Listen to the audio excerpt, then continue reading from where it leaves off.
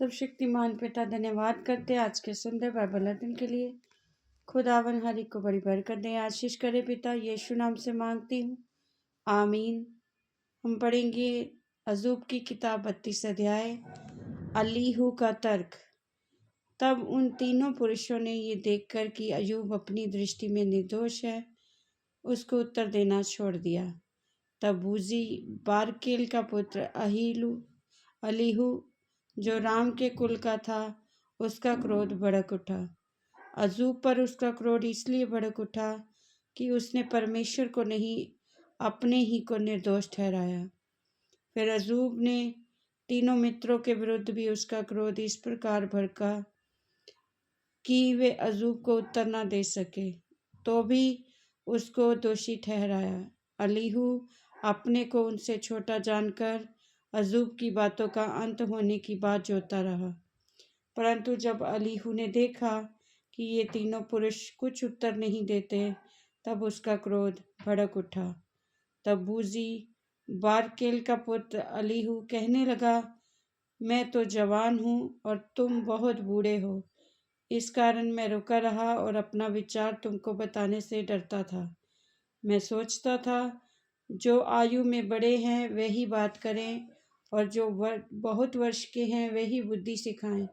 परंतु मनुष्य में आत्मा तो है ही, सर्वशक्तिमान की दी हुई सांस जो उन्हें समझने की शक्ति देता है।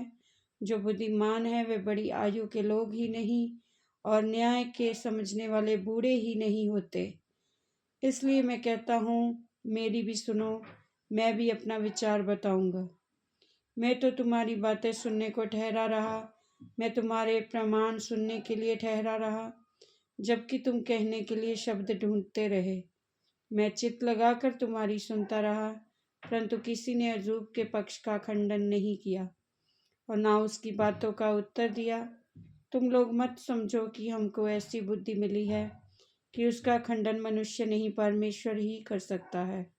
जो बातें उसने कही वे मेरे विरुद्ध नहीं कही, और ना मैं तुम्हारी सी बातों से उसको उत्तर दूंगा।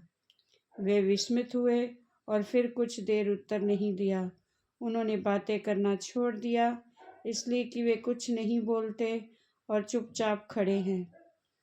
क्या इस कारण मैं ठहरा रहूं? परंतु अब मैं भी कुछ कहूँगा, मैं भी अपना विचार प्रकट करूँगा, क्योंकि मेरे मन में बातें भरी हैं और मेरी आत्मा मुझे उभार रही है। मेरा मन उस दाख मधु के समान है जो खोला ना गया हो। वे नई कुप्पियों के समान फटा चाहता है।